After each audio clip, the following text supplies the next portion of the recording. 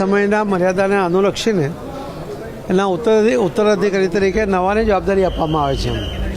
2 ટર્મની limit એ ભારતીય જનતા પાર્ટીની પરંપરા અને સિસ્ટમ એનો નિયમ છે અને એ રીતે હું પોતે પણ લગભગ 1.25 વર્ષથી મારે પોતે સ્વૈચ્છિક નિવૃત્તિ તરફ આગળ વધી રહ્યો હતો.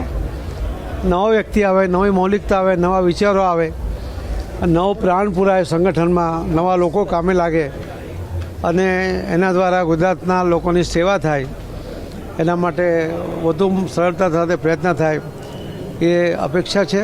અને મને લાગે છે કે આજે એક મારી જવાબદારી હું પૂર્ણ કરીને મને જે નવી જવાબદારી મળી છે એમાં વધુ સમય આપી શકીશ.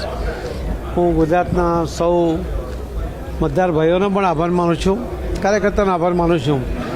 એમણે માનનીય પ્રધાનમંત્રી શ્રી નરેન્દ્ર મોદી સાહેબની લોકપ્રિયતા, એમના પ્રત્યેનો વિશ્વાસ એને મતમાં રૂપાંતર કરીને 2022માં 156 સીટ અને લોકસભામાં 2024માં પણ 25 સીટ એ ભારતીય જનતા પાર્ટીને જીતાડીને બંનેમાં લગભગ 1 કરોડ મતોની લીડ એ ભારતીય જનતા પાર્ટીના ઉમેદવારોને ગુજરાતમાં અપાવી છે. એના માટે હું જિંદગીભર એમનો આભારી છું. આપ સૌનો પણ ખૂબ ખૂબ આભાર. ધન્યવાદ.